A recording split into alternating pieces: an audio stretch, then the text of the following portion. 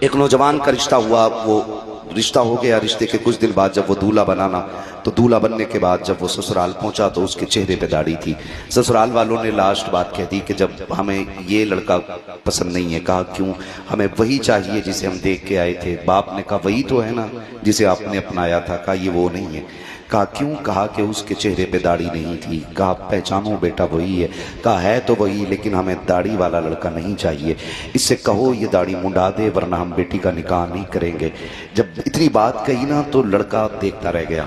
اس نے کہا ابا جی یہ کیا کہہ رہے ہیں؟ کہا بیٹے یہ انکار کر رہے ہیں، اگر داڑھی رہے گی تو نکاح نہیں ہوگا۔ بچے نے کہا بات تیری کیا رائے ہے؟ کہا بیٹے میری عزت کا سوال ہے، داڑھی منڈا دے۔ بچے نے کہا ابا داڑھی منڈا دوں؟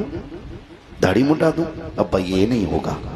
ابا نے کہا بیٹے پھر رکھ لینا، آج تو منڈا دینا، نکاح ہو جائے گا پھر کون روک لے گا، رکھ لینا داڑھی۔ بچے نے کہا یہ نہیں ہو سکتا۔ باپ کو غصہ آیا، اس نے کہا سن تجھے ایک کام کرنا پڑے گا، یا تو تجھے داڑھی منڈانی پڑے گی یا پھر مجھ سے رشتے توڑنے پڑیں گے۔ بڑا مشکل مرحلہ تھا نوجوان بچے کے لیے، دولہا بھی بنائے، سامنے دلہن ہے، اور پھر زندگی کا آغاز بھی ہے، اور پھر باپ کی جائیداد اور ایک تنہائی کا سفر بھی ہے۔ بچے نے کہا کچھ موقع دے۔ کہا سوچ لے، جائیداد چاہیے یا پھر میری اولاد یا میرے رشتے ختم کرنے۔